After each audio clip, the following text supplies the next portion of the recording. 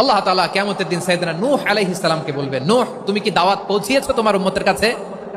নূহ আলাইহিস সালাম বলবেন, হ্যাঁ আমি পৌঁছিয়েছি। এবার নূহের উম্মতকে আল্লাহ জিজ্ঞেস করবেন, এই নূহের উম্মতেরা, তোমাদের নবী নূহ কি দাওয়াত পৌঁছিয়েছে? নূহের উম্মত বলবে, না আল্লাহ, আমাদের কাছে কোনো সতর্ককারী আসে নাই, কোনো নবী টবি আসে নাই, কোনো দাওয়াতও আমরা পাই নাই, আপনারাও চিনি নাই, জান্নাতও চিনি নাই, জাহান্নামও চিনি নাই। নূহ আলাইহিস সালাম বিপদে পড়ে যাবেন। তখন আল্লাহ বলবেন, নূহ তুমি বললা পৌঁছিয়েছো, তোমার উম্মত বলে কিছু পায় নাই। নূহ তোমার কি কোনো সাক্ষী আছে? তোমার কথা আর তোমার উম্মতের কথা তো মিলে না। তুমি বললা তুমি আমার নির্দেশনা দাওয়াত পৌঁছে দিয়েছো, কিন্তু তোমার উম্মত বলে পায় নাই। নূহ তোমার পক্ষে কোনো সাক্ষী আছে? নূহ আলাইহিস সালাম বলবেন, আছে। কে?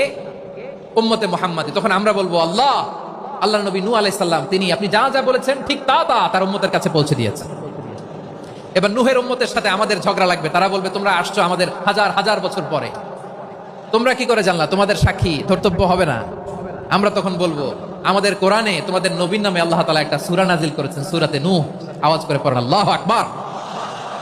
আমরা বলবো, আমাদের কোরআনে তোমাদের নবীর কথা আল্লাহ আমাদেরকে জানিয়েছেন, দিন রাত এক করে তোমাদের কাছে তিনি দাওয়াত পৌঁছেছেন। তোমরা কানের মধ্যে হাত দিয়ে রাখতা, চেহারাটা কাপড় দিয়ে ঢেকে রাখতা, আল্লাহর নবী নূহকে পিটিয়ে ছালা দিয়ে পেঁচিয়ে তোমরা পাহাড়ে তুলে রেখে আসতা, সব আমরা জানি।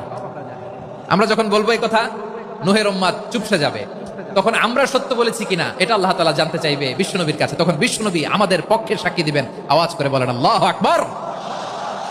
এজন্য আল্লাহ বলেন, নবী আপনি হচ্ছেন সাক্ষ্যদাতা, সব নবীদের উপর আপনি হবেন সাক্ষী, আবার আপনার উম্মতের সাক্ষীর উপর আপনি হবেন সাক্ষী। তার মানে নবী গো, কিয়ামতের কঠিন ময়দানে আপনি হবেন রাজ সাক্ষী। বিশ্বনবী কি সাক্ষী?